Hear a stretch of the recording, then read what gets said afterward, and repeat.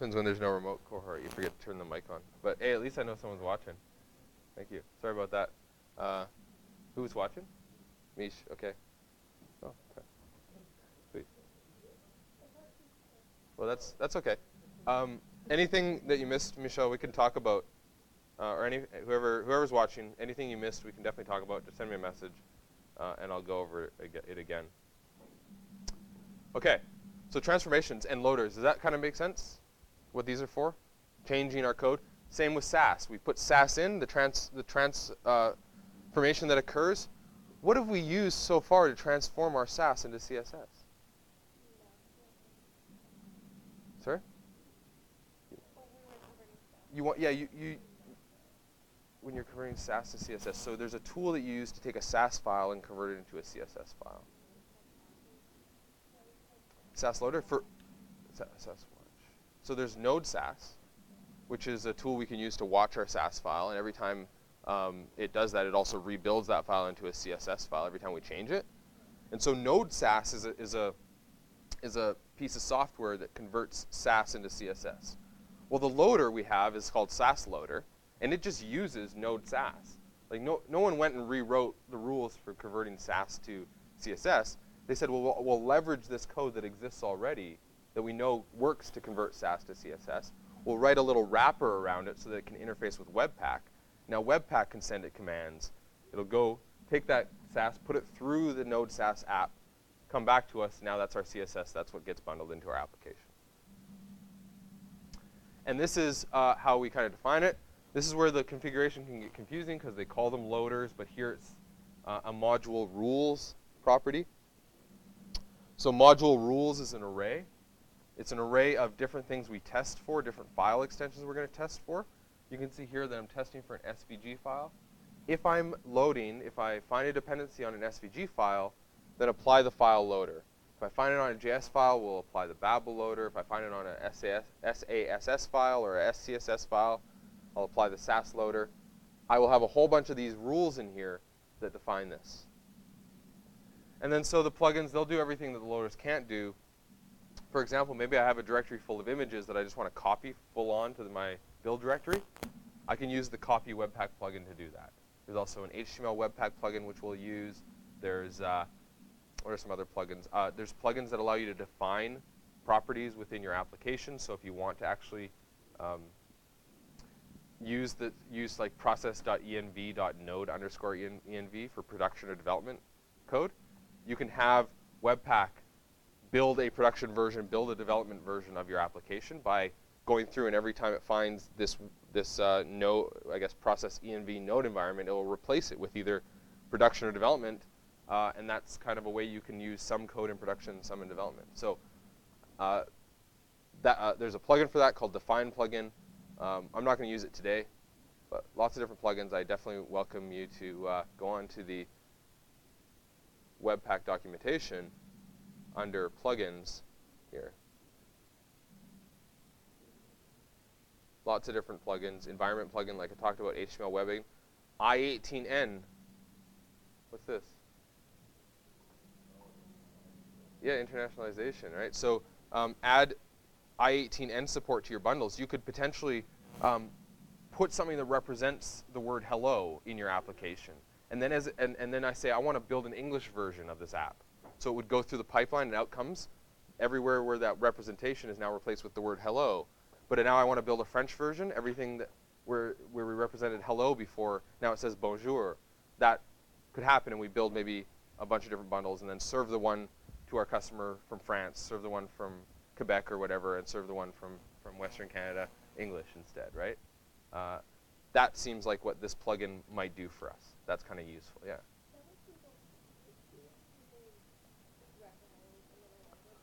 Oh, so Google Translate is a little different. This is actually more of a static process where you'd build like a static bundle that had the French version all encoded into it, and then an English version where everything was the same except for the language used inside, right? Whereas with Google Translate, what they're doing is they're looking at the web page, and just like you can do, you can modify that web page through JavaScript and executing scripts. So what they would do is they'll use their own translation services, take those translations, and replace the text in your application with the translated version instead. But they do that in the client side, it seems. Where, yeah, this pipeline stuff is all about building static assets at the end of it. Anything else cool in here? Uglify.js Webpack plugin.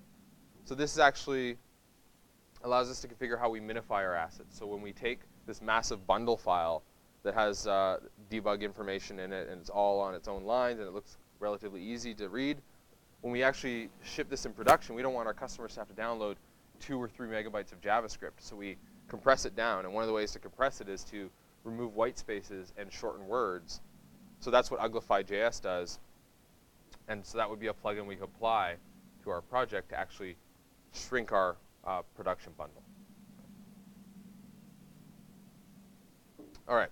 So I'd say no to boilerplate, although don't necessarily say no to boilerplate, but don't use it as an excuse not to learn this stuff. The boilerplates that I've come across, they fall into 2 categories. Either they're too old, because no one uses them anymore because they were too specific usually, or too complicated, meaning that they have so much configuration, you can give them so many different options that they may as well just use Webpack in the first place. Why would I learn this sort of third-party way of doing this when it's just built on Webpack anyways, right? So I think in the in-between is kind of learn enough about Webpack that you can keep your configuration, your environment up to date, and then it will work again for you rather than you at some point where it's a little too late say, now I need to do this upgrade or I need to add this new thing to my project. I don't know where to start. Hopefully you'll ask for our help if that happens. Right? Not just transpilation, not just pipelining, but also I find it really important to define the directory structure of my application. And I do it slightly different for every project that I work on because I really think about the team involved. It might be different for me. I might structure a project different if we have a bunch of people that focus solely on CSS and they have a very specific way of working on CSS. I might want to make that as easy for them as possible. And so we might choose a directory structure that supports their workflow, supports maybe, I guess, we wouldn't necessarily use CSS modules then. Maybe they don't want to work in React at all. So we don't embed our CSS right into the React code. Keep it separate. That might be, or maybe not. Maybe we don't have people with that requirement, so then we just, different project, we'll put CSS right in the React code. But the structure changes based on that, and I want to be able to decide that structure based on the team and the process. So here's an example of my current structure. I'm going to have a client directory. In the client directory, I'm going to put all my JavaScript code into a JS file folder, all my CSS code into a SCSS folder. I've got images, I've got fonts, and I've got index.html there as well. So this structure works well for my client. This is my source code. It actually matches right here. Client, font, images, JS, SCSS, index.html. And then I also want to think about how these files get output because I have a web server that's going to need to serve this content. Kind of like to maybe just mirror it almost. Major difference here. I don't have an SCSS folder anymore. There is no SCSS. I've gone through my pipeline, so I only have CSS. So that'll be my CSS folder. It'll contain only CSS files. My JS folder is only going to contain JS file or files, and that's because JSX has all been transpiled, and everything's put into this bundle for me. Images, fonts will stay the same. That's fine, and I'll still have my index.html that'll serve my initial kind of page. All right. So configuring Webpack. I'm going to show you what we have so far. I've got this app running. So the way that I'm going to run it is I just run it. I have a script in my package.json here. I'm going to go down here, package.json. And when I run dev client, it's running the Webpack dev server and showing me the progress of that. So I'm going to run dev client. And it shows me it's now building up my assets, bundling my modules. It emitted a whole bunch of things. We can see that here. Here are all the files that got emitted. A whole bunch of different font files, a CSS file, a JavaScript file, my index.html, and my SVG. So I have some requirements that I kind of went through when I was putting this together. And I think that it's important that anytime you start your own project, you kind of have this thought, like what are my requirements? What's the directory structure requirements, and what are the technical requirements? So here are some examples. I'd like to use Sass to write my styles, right? You just make that as a decision. Now that's a requirement, and your build system has to support that. So I will have to have support for Sass in my Webpack config that comes out of this. I'd like my CSS, to be in a separate file rather than embedded in my JS bundle as a module. So what does this mean? Do we know what this means? Why that would be specifically a requirement of mine in my requirement section? Do you remember where the CSS came from in Chatty? There was a file, right? That got transpiled, and that became a bundle, and it actually became part of your JavaScript. So I'm going to show this as an example when it comes to it, but I'll show you what I mean by normally, by default, your CSS, normally it'll be bundled into your JavaScript file. So all your CSS, all your JavaScript, all into one JS file. And then when your page loads, you're going to have, in your head up here, you'll have a style tag. And it will actually take all that CSS that you created and at runtime, create a style tag and put it into your DOM for you. And then all the styles will be applied. Sometimes I want to have my own separate CSS file, just like we were doing kind of at the beginning, right? And so that I made as a very clear requirement that says I want my CSS to be separate. This means that I don't have to download my whole JavaScript file just to get my CSS. I think that's pretty good. I separate these things into requests, the two different file sizes, and it should download those things at the same time. You don't need to do this, but I'm just trying to show you some of the examples of what this can do. Okay, so another one. I would like to write my JavaScript using ES 2015 features. So I need to use ES6, but I want ES5 to be the output. I'd like to use JSS syntax for my React components, of course, who doesn't? I'd like to use a custom font. So this is, again, just an example. I don't expect anyone here to use custom fonts. Because most people should just go to Google Fonts and just paste the link, right? But what if your company comes to you and says, we just spent 10 grand designing this custom font. It is our brand font. And so we want to make sure it's shown right there on our page. How could you get that font into your sort of made available? And you could use your pipeline to actually help manage that. So I also have a React mount point. So it's a React application. And I need somewhere to trigger that code that says, take that app and mount it to that element that's called ID. So I need some index file with a div with an ID application in there that my React can mount to. Does that make sense? It looks like this. That's my React mount point here, right? And when my index.js file gets run, it finds that mount point and it renders the React app into it. So if my index does not have this div, well, my app doesn't work. All right. So these are the requirements. That can be kind of seen here. I've got the fonts. I've got the CSS as a separate file. I've got my index.html. And when I load this up, we can see, there you go, that this is my only file. It's actually a pretty basic application, right? You look at this. There's an app. It's only one component. And inside here, I've got an image. This is an SVG image that it's using here. And I got, when I make my requests, I'm going to see all requests here.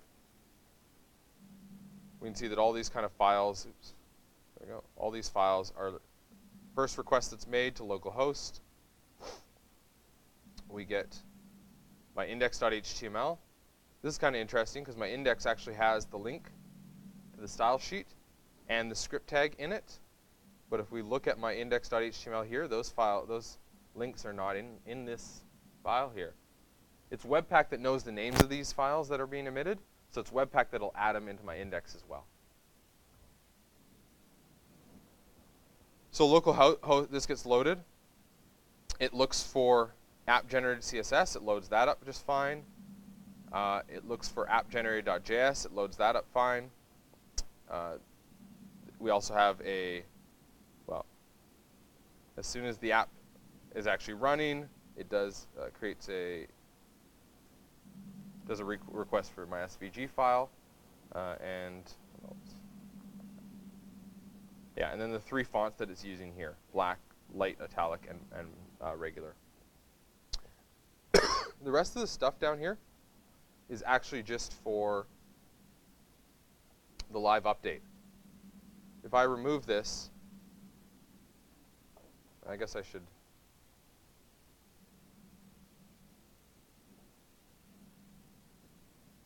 So when I save this, we're going to notice that it's Webpack Dev Server that's watching my files, and when I make a save, it's going to automatically refresh my browser. So I hit save, and then it removed the bundled. And if I undo that change, hit save again, we get live updates. So it's those other requests that you saw in here.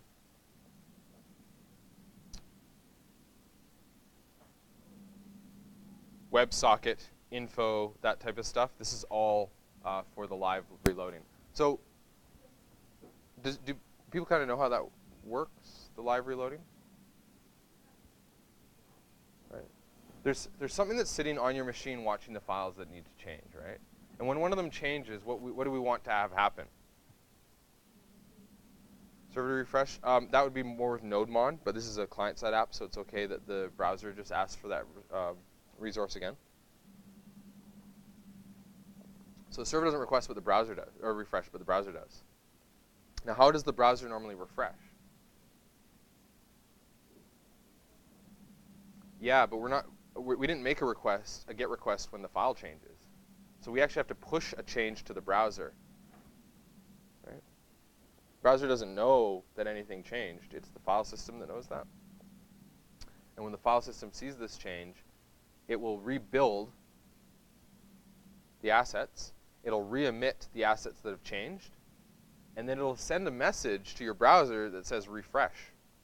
And that happens over WebSockets. I have a connection right now from my browser to the Webpack Dev Server, so the Webpack Dev Server can send messages to the browser to say refresh when new files get created. That's kind of cool. All right. So if we've got this thing here, this configuration, it's in here, webpack.config.js. And we're not going to need to know every single thing that's going on here right now. I'm going to build it up back from scratch. But this is kind of what it's going to look like at the end. We're going to import a bunch of plugins because we'll need to use those. And those come in as separate dependencies. It's different files. I've got, let's see, I've got an entry set up here. So the inputs, I've got my output set up. I got my transformations, my rules. This is what happens when JSX gets loaded.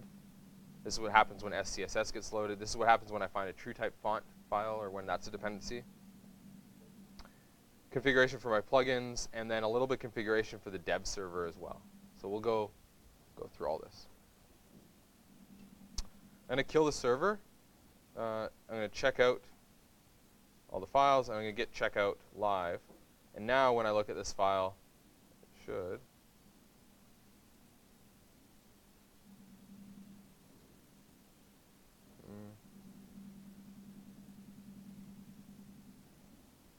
Okay, well, I guess.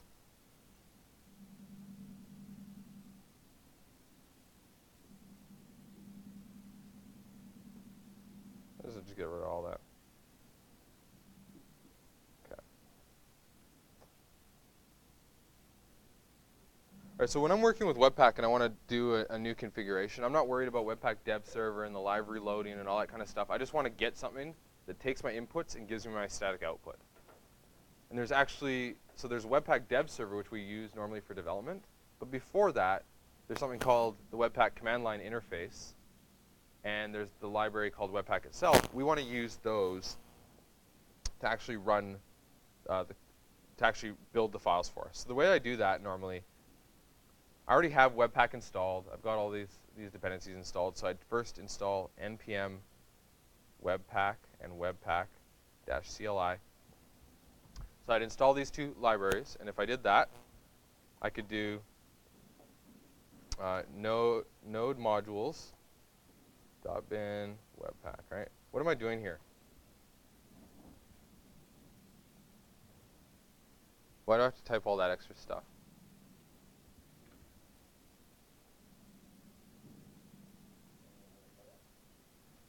So I'm telling you, I know where Webpack is.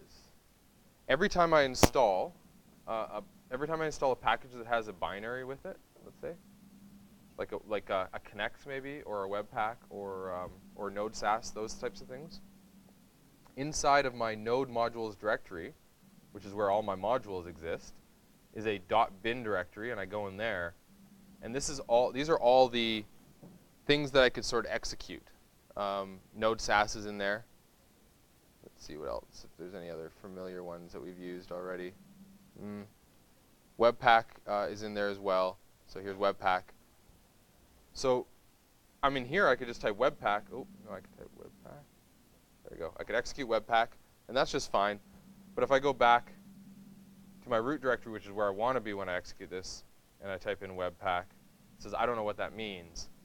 So what I do is I normally change my package JSON, and I'll include a step like this, just something called dev build, or just build, it's fine as well. And the script is going to run Webpack. What's kind of cool is inside of here, it knows to look inside the node modules.bin directory if I run it as a script like this.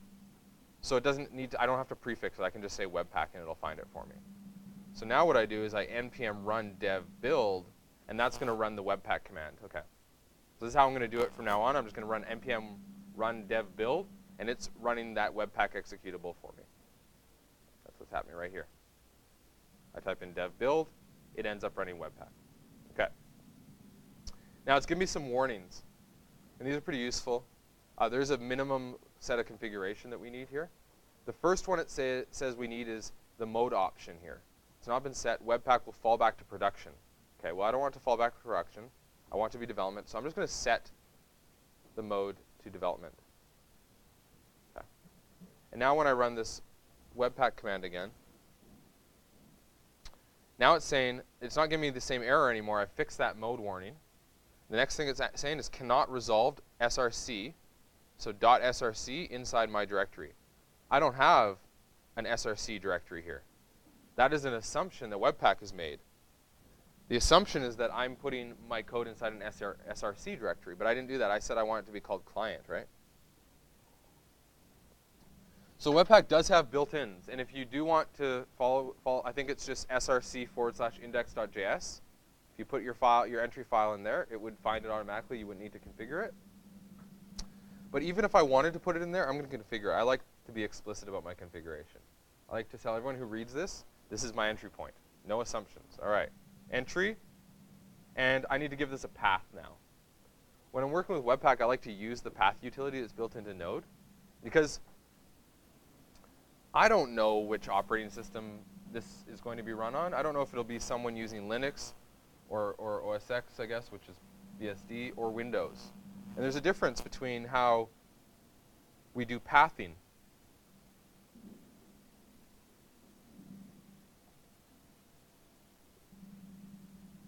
This could be my final project on Windows, right?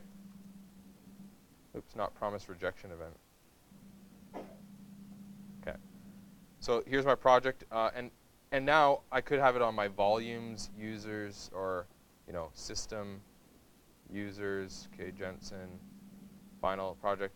These two things, like I don't want to care about what that is for people. I just need to say I know where my file is right now, and I know from this point where the file entry point is. So I'm going to actually just define that using this path tool, and then the path tool is going to figure out what what system it is, and make the changes relevant to that. Okay. So instead of hard coding a absolute path like that, I'm going to say, I'm going to require the path library. And in here, I'll just path resolve. Now, like I said, I know where I am right now, and it's because Node tells me every single time, every single file that I load. Node gives me an indication as to where I am. It's _dir name. Any Node file, any file that's running in Node, use _dir name. It's going to be the path of the directory that this file is in right now. Has anyone seen this before? Let's take a quick side here. Let's try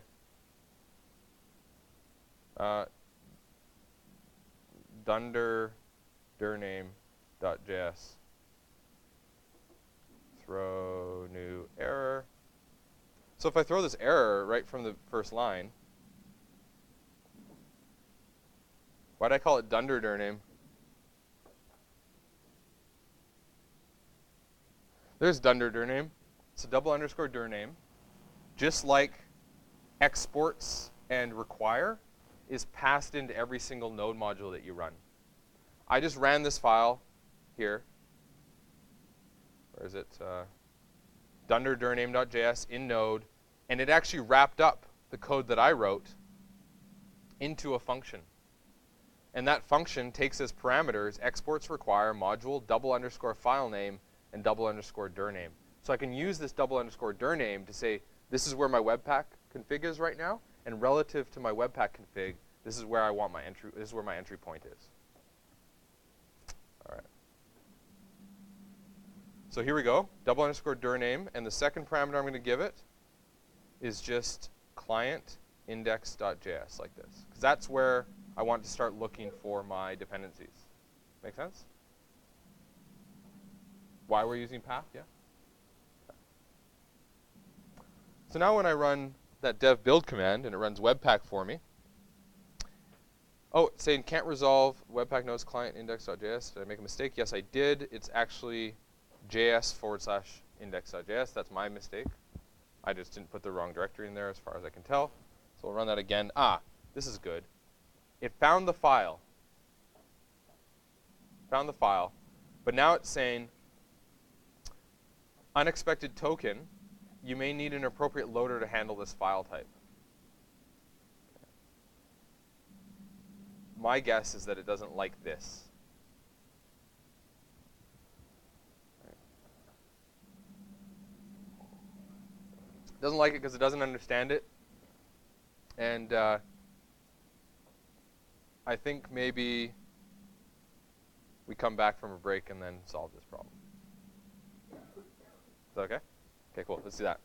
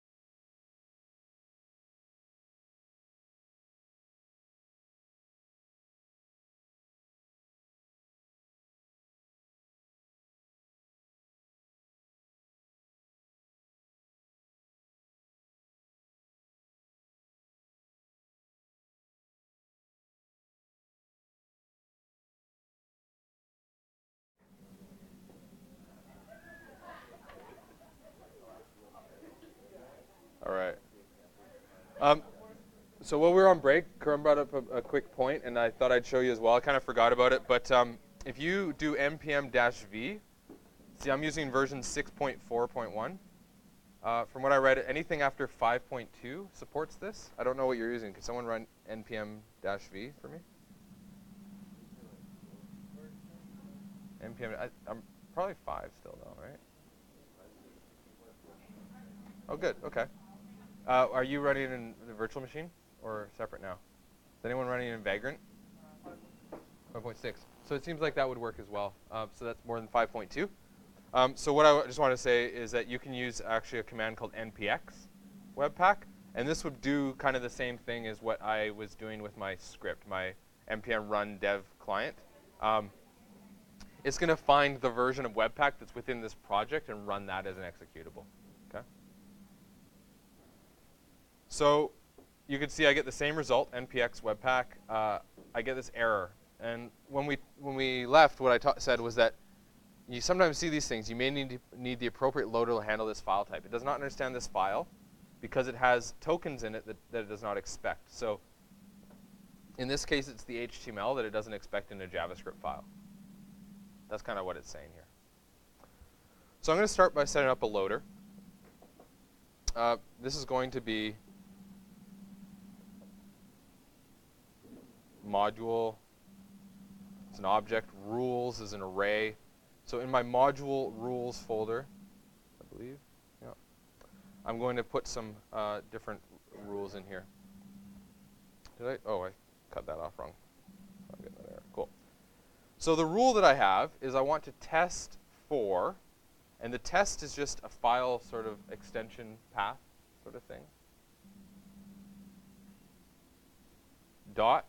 .jsx question mark / maybe this end of line, yeah. So what this means, anything with a JS, optionally an X at the end of it. So all JS files and all JSX files will be caught by this pattern here. The reason why it's optionally X is because I have X question mark. It just means X is an option. It could be there, or maybe it is. Maybe it's there, maybe it's not. So that means both JS and JSX are caught by this test, okay?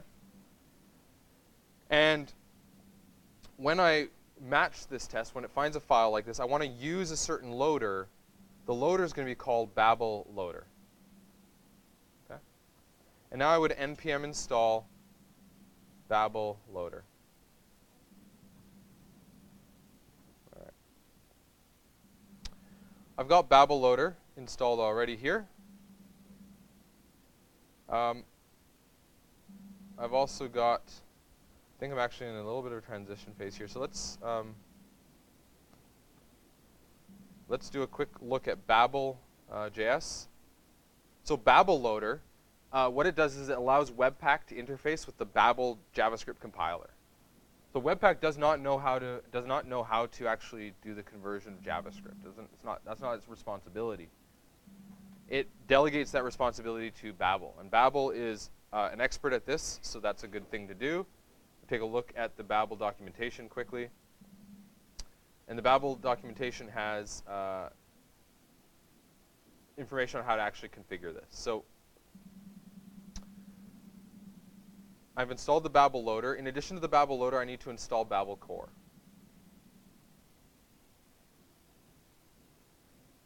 But I think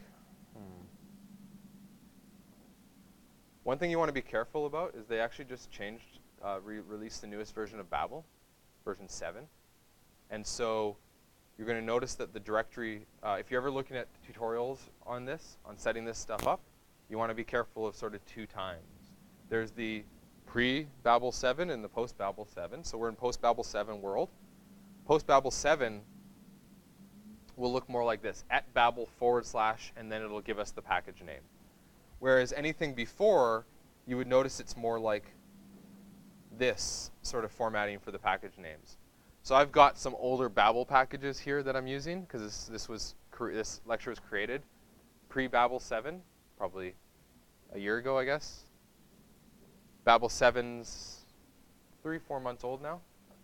So we might need to use some of these new versions. I'm going to install Babel core, Babel preset React. and Babel preset env. I'm going to install all these packages here.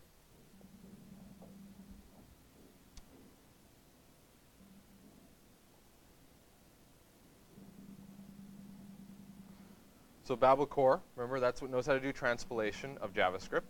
Babel React preset is the library that understands how to take JSX and convert that very specific piece, because Babel doesn't do that automatically. And Babel preset env, that's going to actually do the transpilation for ES6 to ES5 for us. I guess they call it env because it's about defining what your target environment is and making the JavaScript work for that. And that's kind of what the ES6 to ES5 conversion is all about. So I've installed these packages now. We're going to see those are in here. And now what I need to do is configure this to not only use this Babel loader, but I have some options.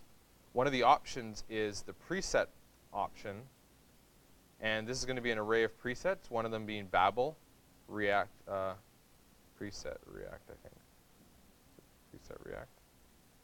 Yeah, Babel preset React. So I've now defined this as one of my presets. So when I npx webpack, what did I do here?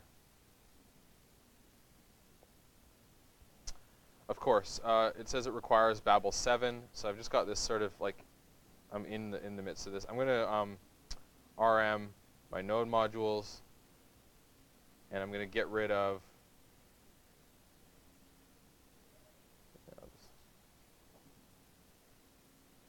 I'll get rid of all these older ones here.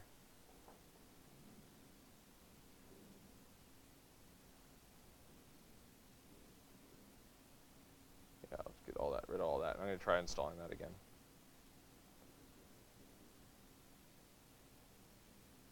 Did I get rid of Babel loader? Yeah. Okay. So Babel loader was looking for a specific version of Babel, didn't find it, complained about it. So I'm just kind of reconfiguring this to use this @ symbol. These are all version 7. That's a good thing. I want to use version 7. And I'm just kind of clearing out all the old stuff so that I can install just the new stuff. Now, I have to npm install from my package.json because I got rid of a bunch of other stuff, and hopefully this will actually fix it for me. Okay. Now I run webpack. There we go. Okay, so it got past the previous issue. Remember, I know it was a little while ago. We'll go back up here. This was the warning I was getting before. And it had an issue because it did not know how to handle the JSX. And so now it's not complaining about that anymore. Now it's saying, I don't know what this little @ symbol means, and that's inside of some CSS somewhere. So we got, oops. I don't know why I closed that. We'll load this back up. Take a quick look at the change we made. So we added Babel loader. We told it about React, the React preset, so it now can do that transpilation for us. And now it's moved on from that issue, and it's telling us about another issue. The client.js folder here.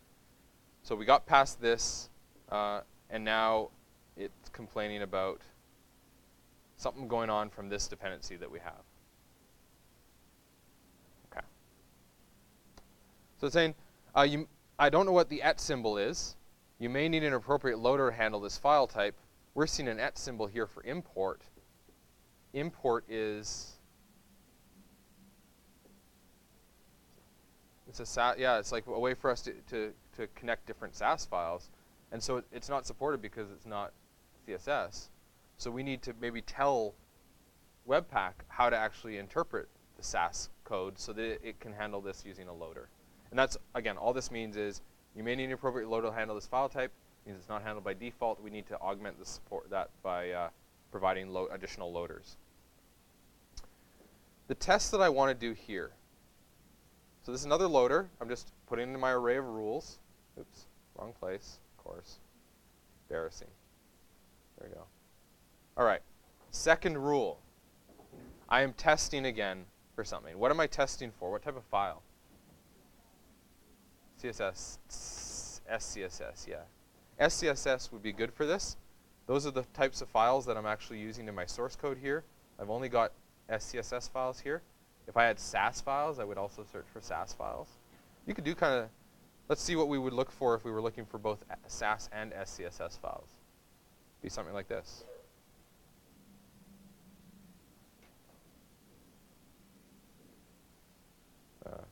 Something like that. Yeah, like it could, so either an A or a C in this position here. It would test for that, and if it found SCSS, it would apply this loader, and if it found SASS, it would apply this loader. Either way. I could also, I could say, I've got SCSS files where I optionally have that first. So maybe it would actually transpile my CSS files too if I wanted to do it that way. Okay. For this, I can just say SCSS because I know that there's only one type of file for me. And if I wanted to add new types of files, I would just go in and change my configuration for that. I'm not just, I normally don't just copy and paste from Stack Overflow, whatever the regular expression people tell me to use here. And if anyone doesn't know, this $ just means end of the word. Like this should be, I expect it to be an extension, so this should be it after this.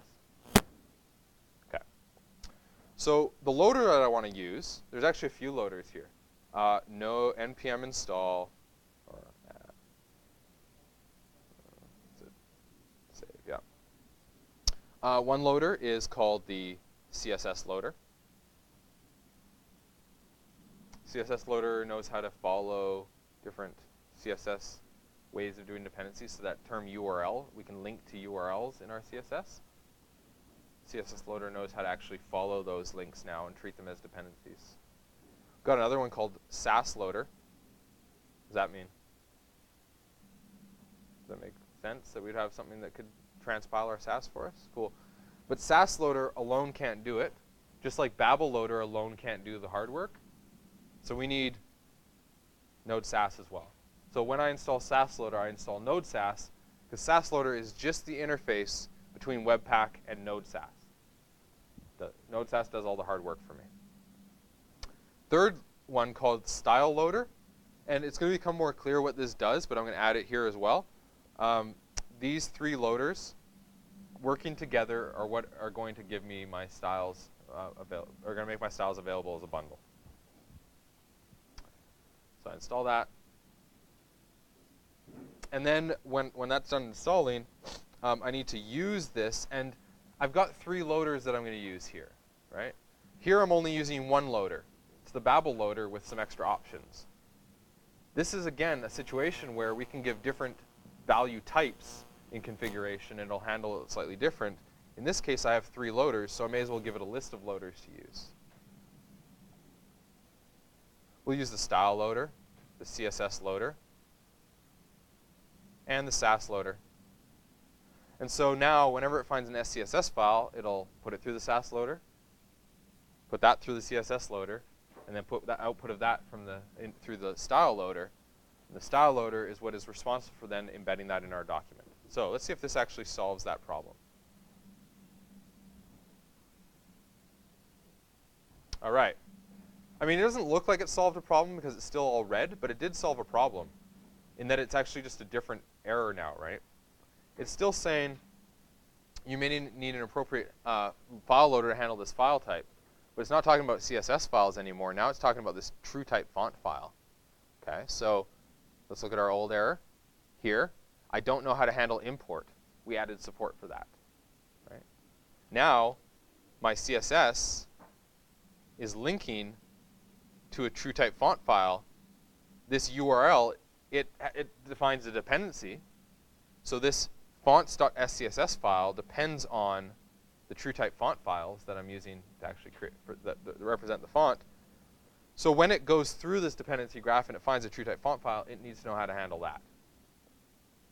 And what I want for this to do is, in my build directory,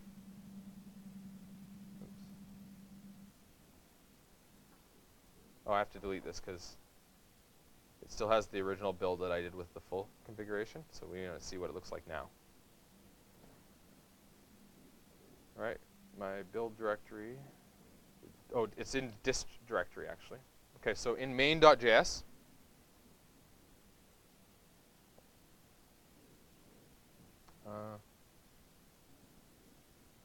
Here we go. Let's see. So this here is the result of my bundling process. These are all the modules that are getting created. Every single piece of code that I need for my project is contained in this one file. It's my output. Okay. We don't need to, if we look close enough, we're going to recognize stuff in here. A lot of it we're not going to recognize because a big chunk of this is going to be React itself. But here, for example,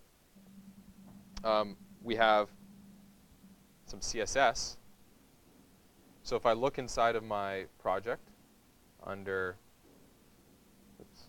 client, SCSS, layout, if I look for div.tagline inside of the output of this project, I just found div.tagline. And div.tagline has a font family and some properties for the font size and the margin. So this is that rule here, div.tagline. But it's embedded right in my JavaScript. It's actually in main.js. That's what style loader does.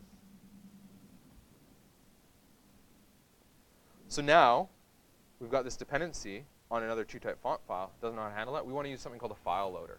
I want to make this file available in that distribution directory so that when the browser makes a request for that font file, it's able to gain access to it. So the goal here is client directory, fonts. These true-type font files get copied to my distribution directory, and then they can be served by my web server, yes.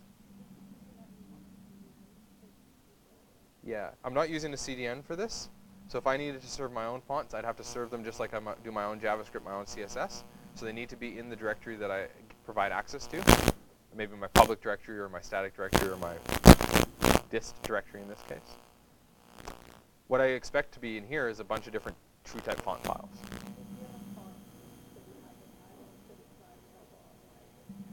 Yeah, if you have a font, exactly. So if you have a font that you need the file, you have the files, you need to provide it to your customers, but it's not on Google Fonts because it's a custom font. This is a way that you would do that. I don't expect you to do this for your final projects. It's not necessary, but it does kind of show, here's an example of how it works. And so in my SCSS, we can see I actually have all the fonts that I want to be able to use defined here as a variable. And then this goes through each of the fonts, and for each font, it defines that font with the weight of that font.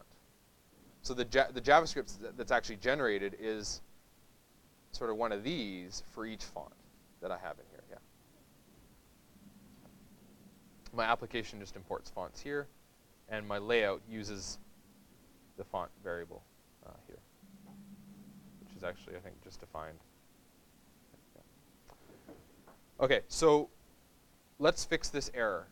And the way that I'm going to solve this is I'm just going to use something called a file loader. And the file loader is going to take any of these files that I want. It's going to copy them into my output directory. So the first thing I got to do, npm install file loader.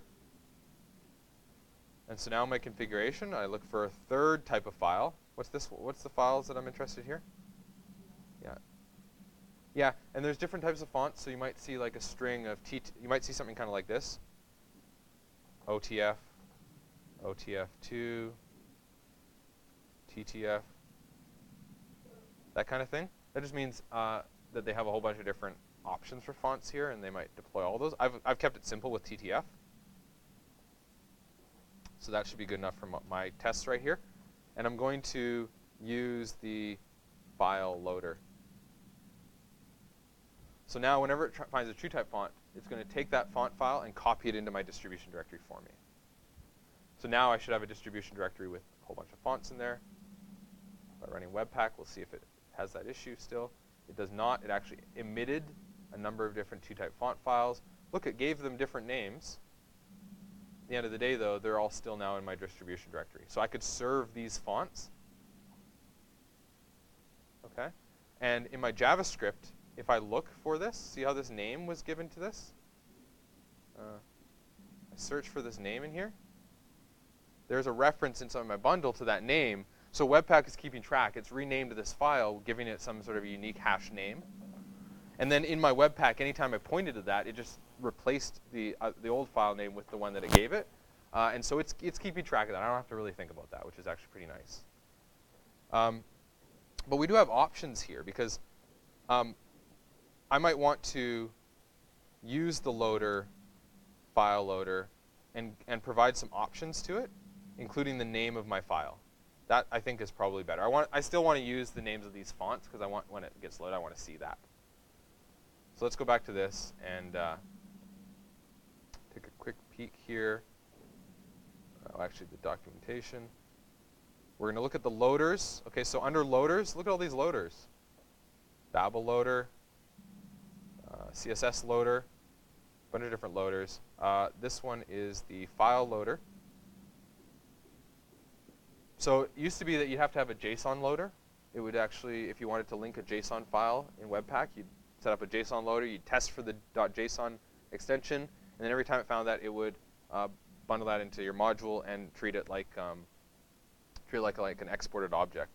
So that's now built into Webpack. We don't have to have a JSON loader anymore. You can just require JSON. It does it for you automatically. But there used to be a JSON loader here. So you might see old tutorials that use like JSON loader in their configuration. We don't need that anymore. It's kind of good to keep up to date with what Webpack's up to. They're on version 4 now. So. Okay, file loader. Here are some of the options. One of the options would be the name of the file. Let's do that one. Let's set up the name, and we'll do path. We'll do name and extension here. So it was just name. Now I'm using templates. Name of the file originally, and the original extension of the file. So now when I emit these files, there we go. It used the name and the extension that I wanted to. And we could actually, if we want them to still have unique names, because there's this thing called like cache busting. If you know how, you're on tech support, and they're like, oh, yeah, it's not working. Oh, yeah, just clear your cache, right? Sometimes that happens, that we've already downloaded a file, but then they've changed the code, and then they changed the file, but as far as we're concerned, we still have that file. So one of the ways we can resolve this is every time you rebuild that file, attach a hash to it, and the hash will be based on the actual file contents. So if the contents change, the hash changes, so the name changes, so then your browser is forced to download a new version. So we could just add that in here, run Webpack now again, and now the files that get created are, yeah, we know it's still Merriweather Black, but the cache will not retain this file if it has been updated. If we add, let's say we add a new glyph to our font, a new character to our font, and we rebuild it, it would have the same start name, but the hash would be different because the file contents would be different. So we would actually, it would re-download that file, and you have that new thing. So this is actually a pretty good strategy for that. Kind of built in once you use pipelines. You get a whole bunch of cool stuff when you start using pipelines. Okay, I'm going to leave it like this because file names get too long. I'm also going to get rid of my distribution directory because it's getting kind of full of files that I don't want. All right. It's just going to keep adding them to the directory. Yeah, so a lot of times you might actually run your script so that here when I build, instead of doing Webpack build, what I might do is actually like rm the dist directory and then run Webpack, right? So it would actually kill my build directory and then run Webpack, which gives me a new build directory. Yeah, I just want to make sure we don't lose track of what's going on, but that's, you normally see people set up two commands, a clean, or maybe you actually do a clean, right? So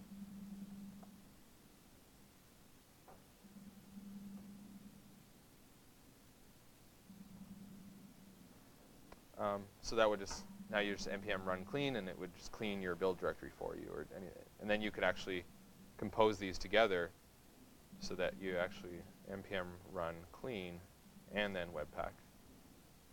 Okay. So where do we leave off? I've got these fonts emitted. I've got main.js emitted. I actually don't want it to be called main.js, and I don't want it to be put into a distribution folder. I want it to be called a build folder.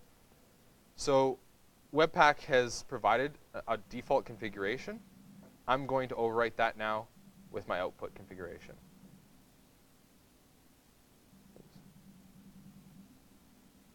My file name is going to be, oops, let's say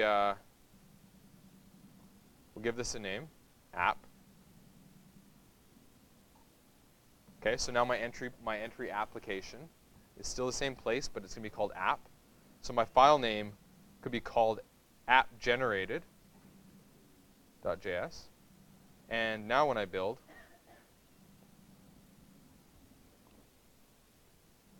now we'll notice that the name of my file is appgenerated.js. But the other requirement was that it actually goes into a JavaScript, JS file, and it goes into a build directory. So I'm going to path as well, path.resolve, _dir name, dunder dir name, and build.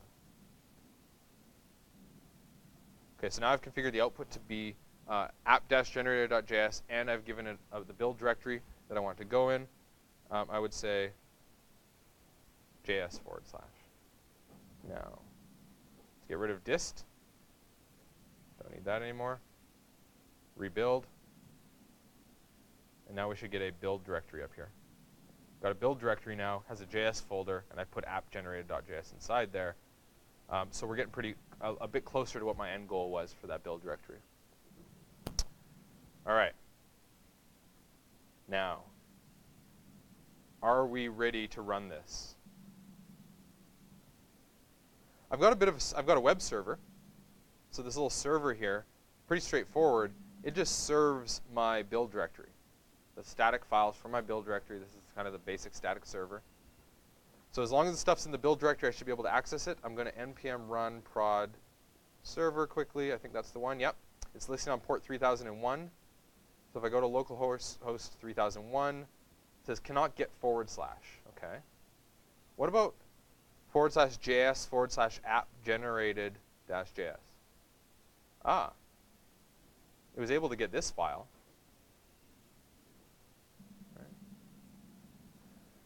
But then when I go to the root, it doesn't know how to get the root file.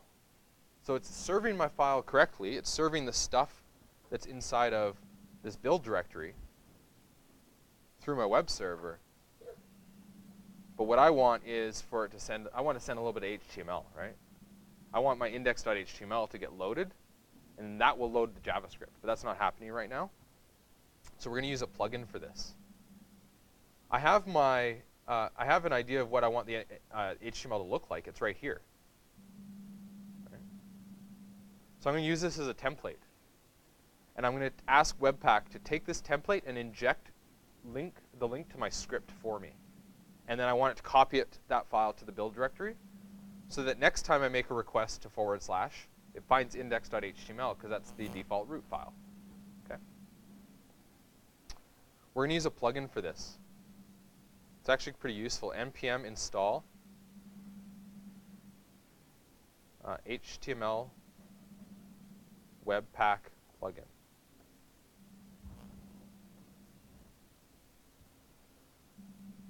So the HTML Webpack plugin, I would like to require this at the top of my file.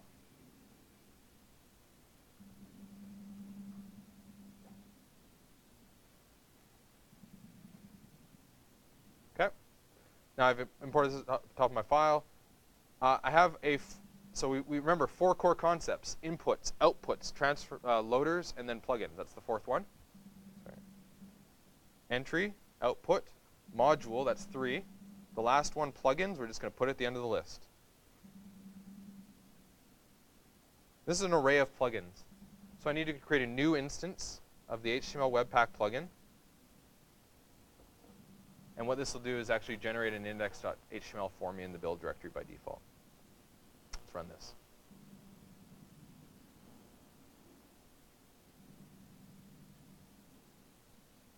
My build directory now has an index.html. And inside there, this is slightly different than my other index.html. It has a app-generated.js, but it's missing something. It's missing that mount point, right? So what's going to happen, I'm going to run my server, and I'm going to go over, and now it's no longer going to error out. I still get, oops, come on. is this? Target container is not a DOM element. So when it's running my code here,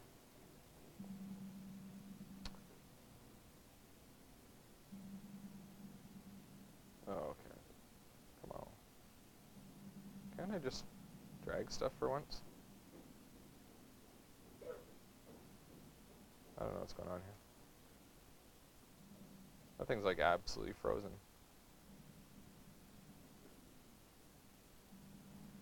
Try that again. That's better. So now when I run this, find index.js. This is index.js. It's well, it's going to try and run some code. Oh, it's so hard to read this stuff, isn't it?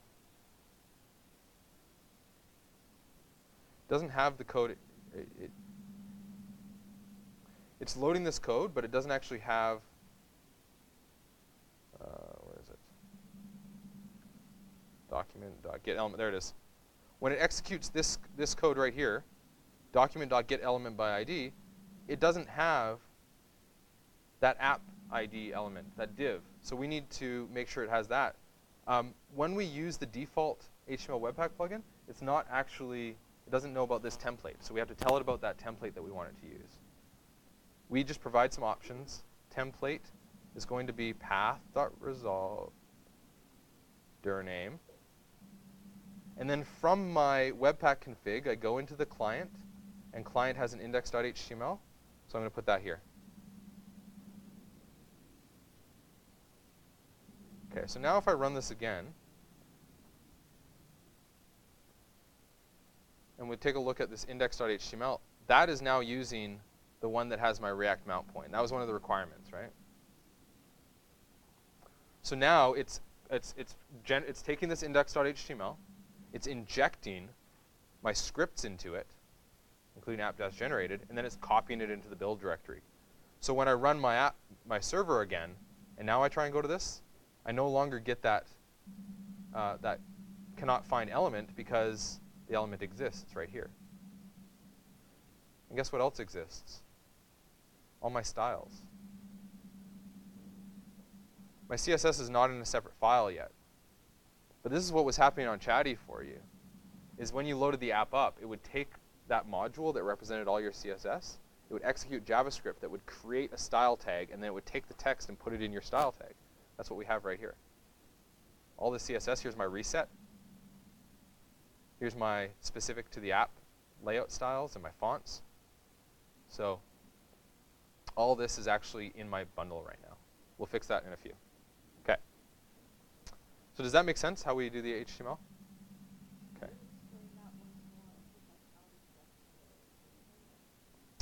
Well, so yeah, so the way that it injects the script tag is it goes through, it reads this file, and it then finds the last body tag, and then it takes any of the scripts that were generated or emitted from the project, and it actually just writes this, takes this code here, and adds it right into before the last body tag for you. And if we had external CSS, then it would add the CSS to the head for me. Like it would just put a link tag in there for me. It's modifying the file as it goes through the Pug plugin, and then the output is a modified version of the index. Yeah. Yeah. Okay. So the next thing I wanted to do, I actually got an error here still. So the error is that cannot load webpack.svg. And that's fair because I don't actually have in my build directory any webpack.svg file. And what we're going to notice is in my application, I didn't actually create a dependency on that file. We can see right here, this is not a dependency. So it doesn't get included in that dependency graph. So it doesn't try and actually load an SVG through that. Now, but my app, when it loads up this HTML, it does go and look for this file on my web server. It just doesn't find it. Normally, you could create a dependency, call it webpack image from, we'll import the webpack image from the images webpack.svg file. That would actually create a dependency on this file. That would put it through the loaders, and then we would just use a file loader for this to copy this file for us. Okay? And then down here, instead of having this source like this, we would have, and now Webpack would take the path that it created for this file, just like it did with the fonts, and replace that in here so the source would still work. I did it this other way, just to kind of show you how to use plugins, how to copy files with a plugin, but either one's a good option. So the problem I want to solve right now is I want to take the images inside of this images directory, and I want to copy those images to a build images directory. npm install copy webpack plugin. Oops, that's wrong. npm install copy webpack plugin. They do have a convention, I just didn't go with it in there. So as I install that, go into my webpack config, go back up to the top.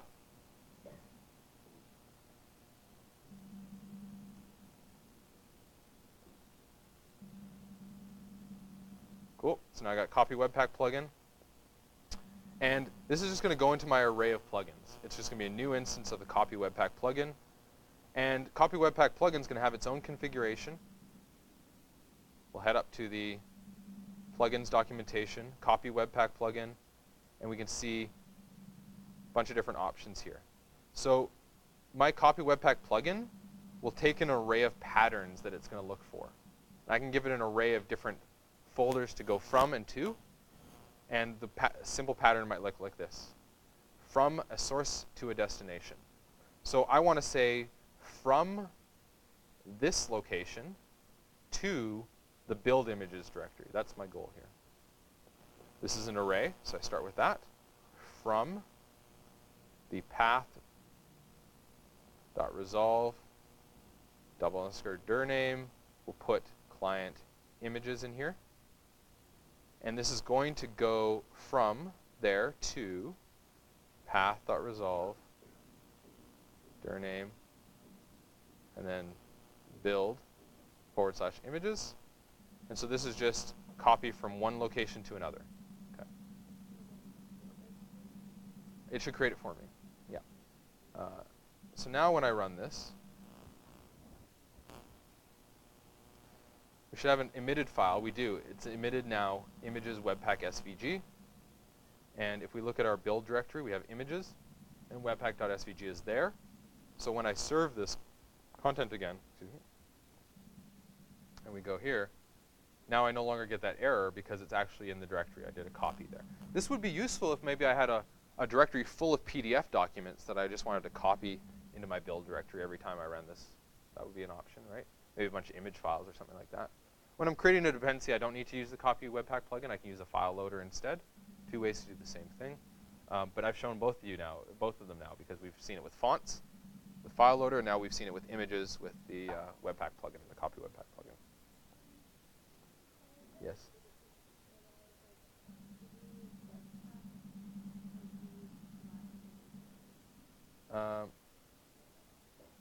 Slash images HTML. So which one are we? What do we?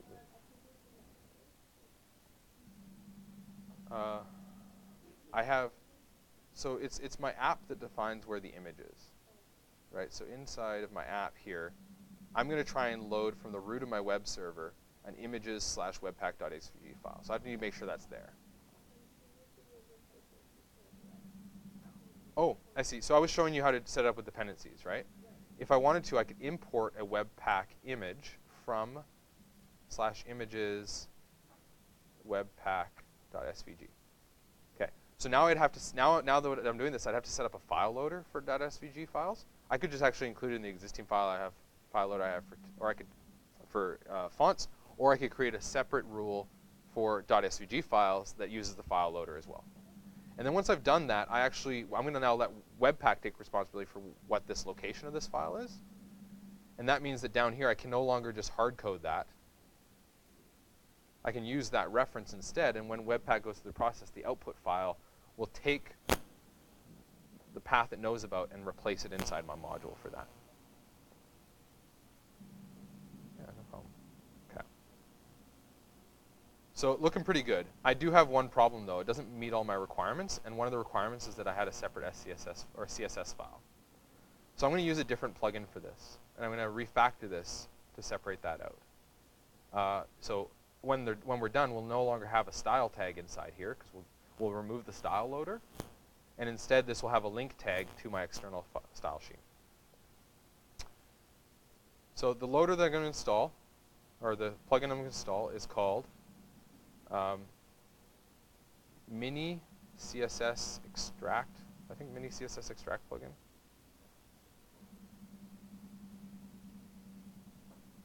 Mini CSS Extract plugin.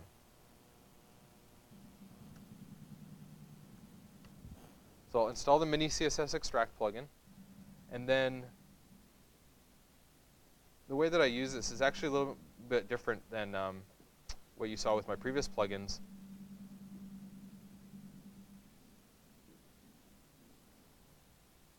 I'm still going to go down here, and I'm going to say new Mini CSS Extract plugin. I'm still going to run the plugin. I still need to apply it there. But the plugin has to do something really interesting. It has to extract text from as it's going through the process. So every time we find a dependency that's a CSS file, we want to take the contents of that CSS file, save it to the side. Find another CSS file, we'll take the contents of that, we'll save it to the side. And then once we've gone through the entire process, we're going to take all these files that we saved to the side, put them into one CSS document, and emit that file. And that's what this is going to do for us. It's going to take all those files that we put to the stuff we put to the side in memory, and it's going to write it to a file for us. We need to make sure that every time we find a CSS file, though, that it's able to extract that text for us. So here we're going to use the Mini CSS Extract plugin. Instead of that, we're going to use that library is going to provide a loader to us. So this is actually using a loader through this reference. Instead of just a string name here, we're providing this reference to this loader that came from this Mini CSS Extract plugin. Now we're using plugins and loaders together.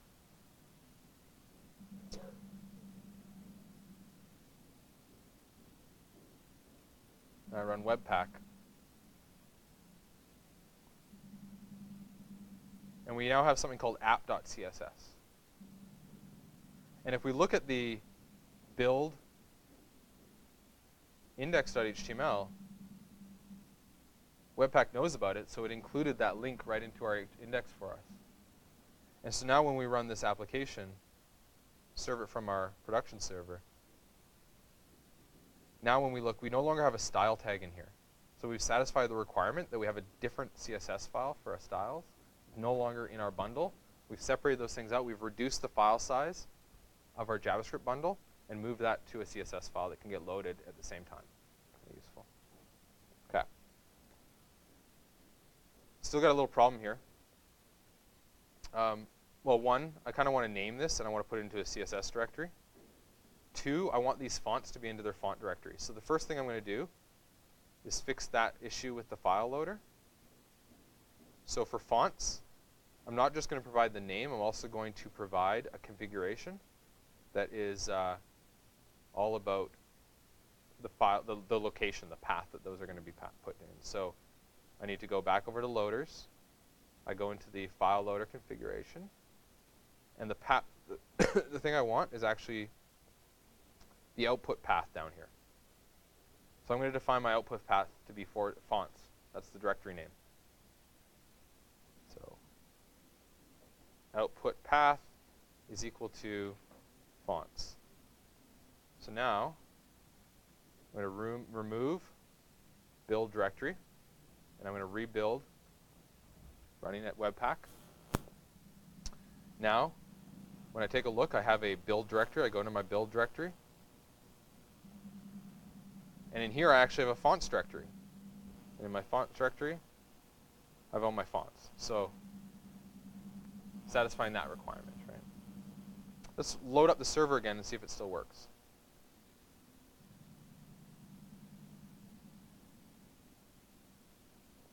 Looks good to me. All right. I got a little problem, though. My CSS is actually just sitting out here with my index.html. I wanted to put that into a CSS folder. So I would actually configure my mini CSS extract plugin, and I would define where I want the output to be for that. So I go back over, mini CSS extract plugin, take a look at the configuration. There is I think it's in here.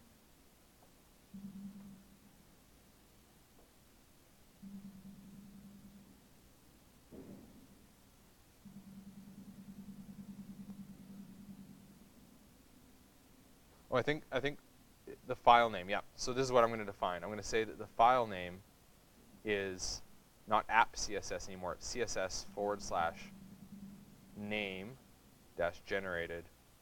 Something like that. Oops. So rebuild with Webpack now.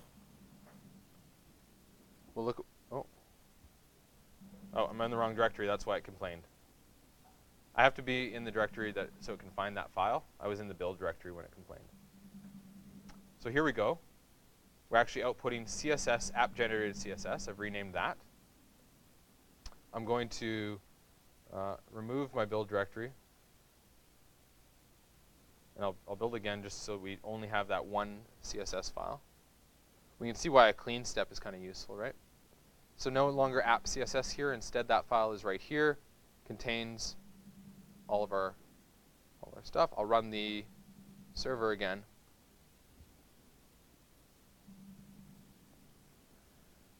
Now it's got a little bit of a problem.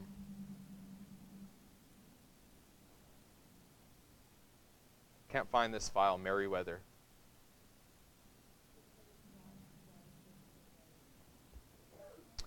Yeah, because I started to change some of this stuff. My CSS here is actually referencing something called fonts. Now, it is doing it based on relative path. Means that if I put a / here, it's just going to look at / fonts. If I don't put a / here, it's going to look at whatever directory it's in, then continue from that point. And that's why we're seeing here that my app is actually trying to load CSS fonts Merriweather because of the relative pathing. And I can actually have Webpack help me out with that. I can tell Webpack that its output public path is just equal to /. This is actually going to change the way that this file looks, this CSS file looks. I'll show you.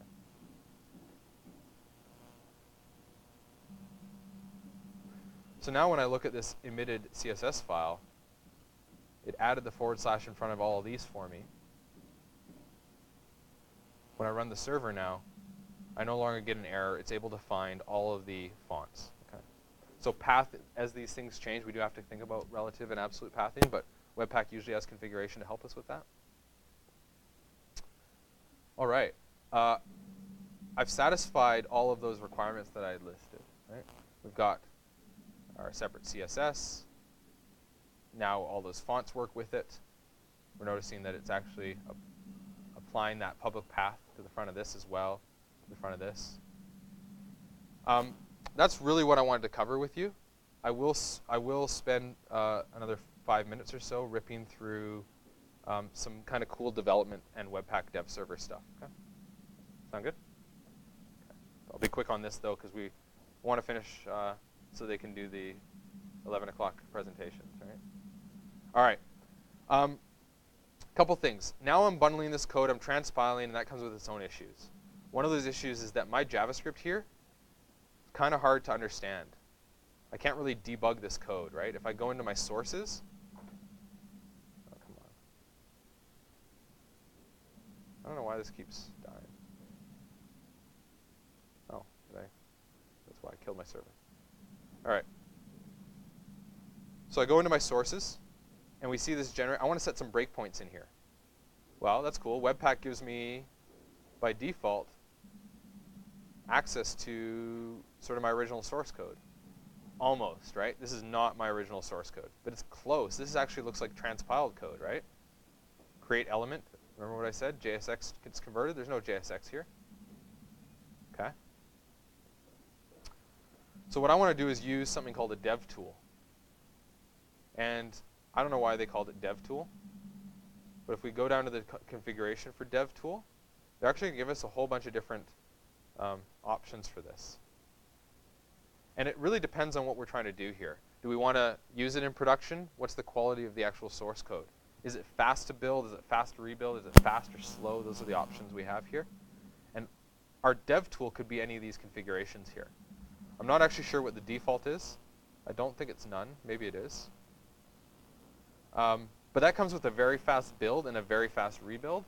Yes, it's good for production, but it's bundled code, so hard to debug. I might want something like original source. Not good for production, kind of slow to build, but a little faster to rebuild. That's what I'm going to go with. So I'm going to use eval source map. And in my configuration, I'll probably put this at the bottom. Dev tool is just going to take on this property. So now, when I run Webpack and I build this,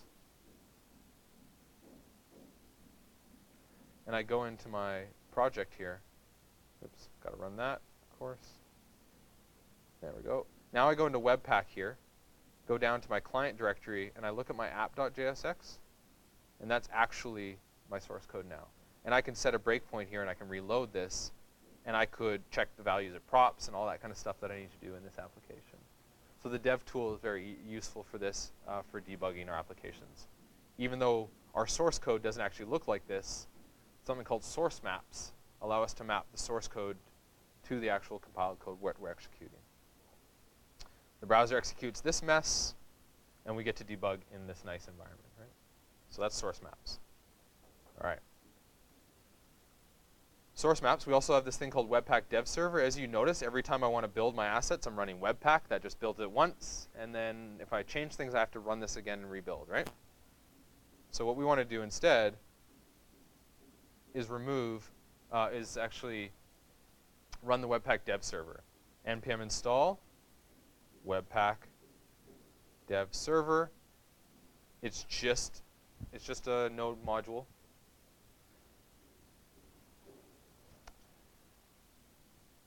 So once I've installed this,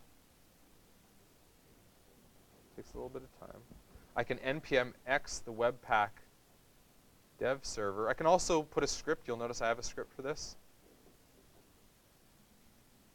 Here, dev client. If I ran npm run dev client, it would run Webpack Dev Server with the progress flag. I'll use the progress flag here as well.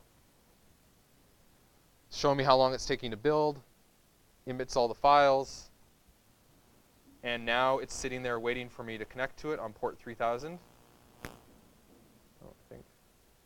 Oh no, 8080 by default, my mistake. 8080 by default. Here's my code, working just fine.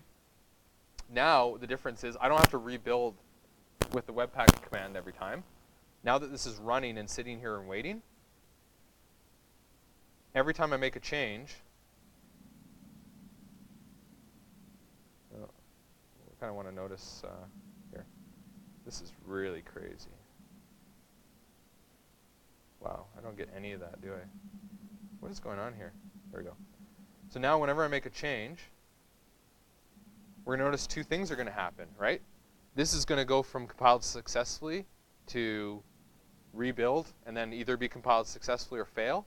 If it's compiled successfully, then my browser will refresh. We're going to notice this thing's going to disappear. All right, I'm going to hit Command S right now. We notice it rebuilt, and then refresh my browser. I undo that change. Hit save, it rebuilds, it refreshes my browser. That's what Webpack Dev Server is giving us. And it's just using your existing Webpack config to do this. Right? So that is Webpack Dev Server. You'll notice that I actually have some configuration here, and I'll just copy and paste it so you can see it. I like to configure my dev server right in here. We won't worry about this right now. This watch options might be important to you if you're still using Vagrant virtual machine. And the reason why this might be interesting to you is because this is how we get around sort of this, the fact that your virtual machine doesn't like file system events. So while it works just fine on my Mac, I can use file system events. If I'm trying to run this in the virtual machine, I need to set these options, the watch options, so that it will actually poll every second. It's looking, did you change a file? Did you change a file? Did you change a file? Did you change a file? It's not as efficient, but it's the only way that works with the virtual machine. So sometimes you have to configure for the environment you're working in.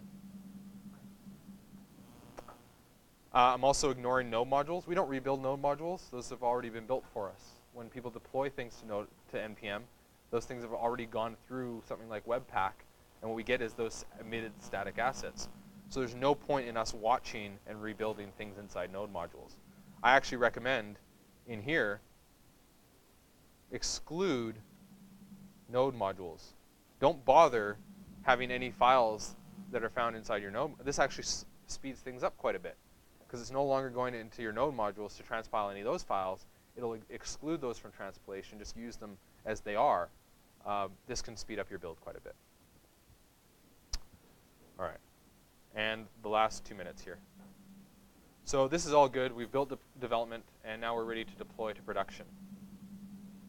I can run my, my build in production mode, and that'll actually add something for me. It'll actually compile this a little different. We're going to notice that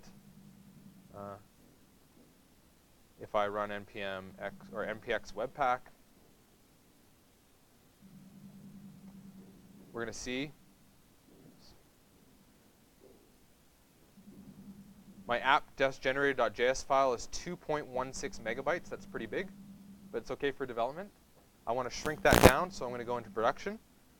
I will say that now when I run webpack, I'll say npx webpack -p. So -p for production. Now, my JavaScript file is 636 kilobytes instead of 1.12 megabytes. Still big, right? That's because we're still using the development dev tool, the development source map. We don't need a development source map that's embedded into the code for production. So we'd go back to our dev tool list here and say, well, what's a good one for production? How about the cheap source map? Cheap source map is good for production, so I'm going to use that. I go into here. Now, if I'm in development mode, I want to use eval source map. But if I am in production, then I want to use the cheap one. So now I've just changed the way I build my source map based on the environment I want to run this in. And the way that I set that variable, it's going to equal either process.env.node environment or, by default, development. So now when I run this as npx webpack, it's running in development mode by default. But I can easily change that by saying, I'm going to set my environment to production, and then I'm going to build like this. Oh, come on. Is it not like that? Okay, well, I'm going to go the old school way then. Node env equal. I'll show you my run. I actually tend to keep a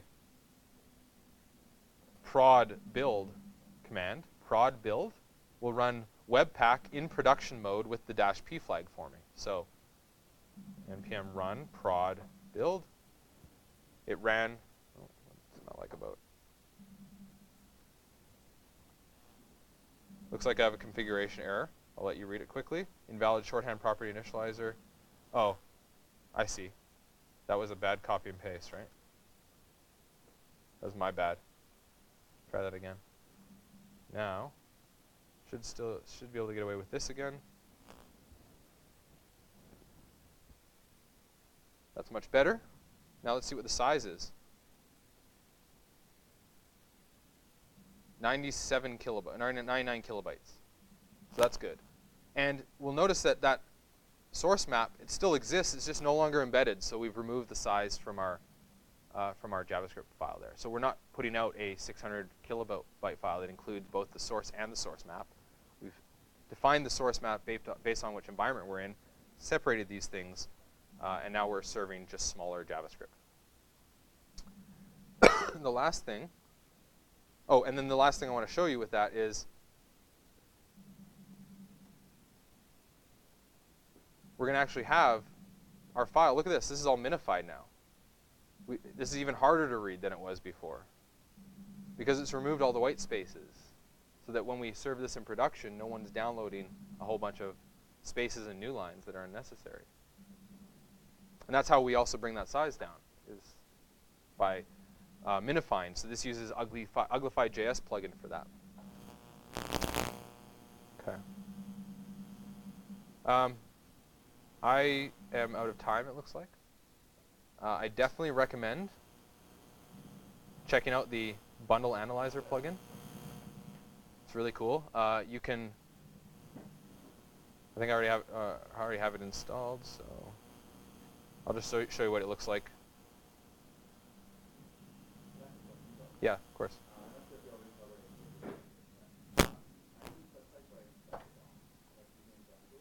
Yeah.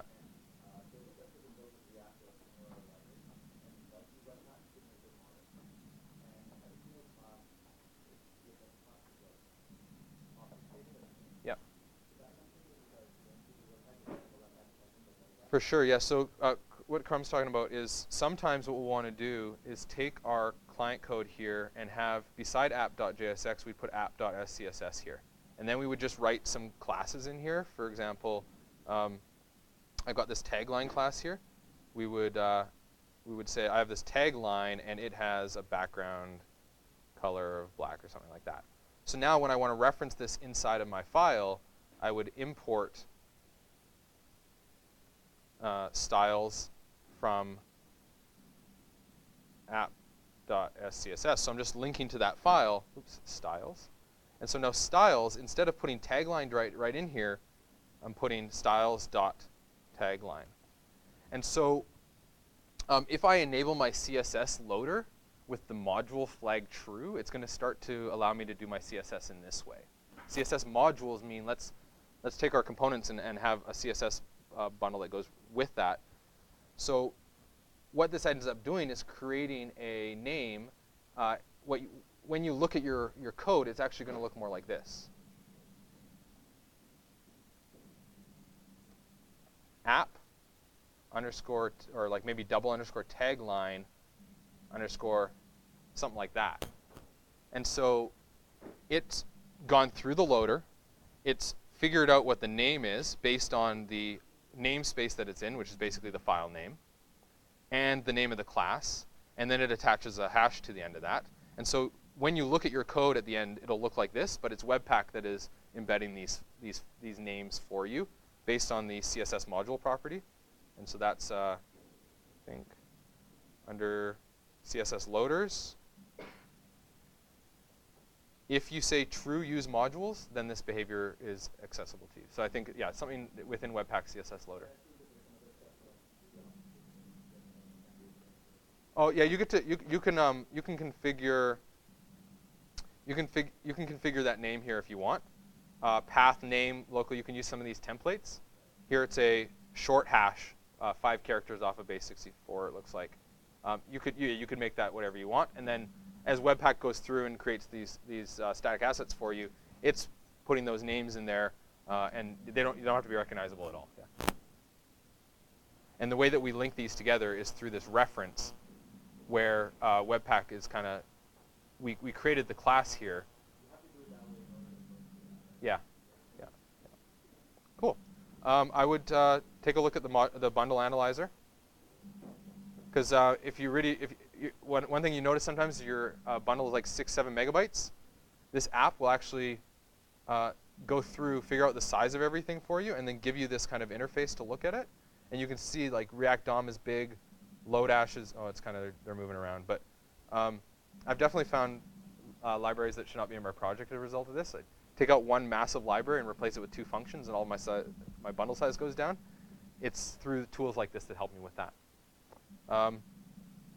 That is listed in the bonus section, so check that out if you want. Any questions, let me know. Just message me, and we'll get to, I guess, the presentations now, right?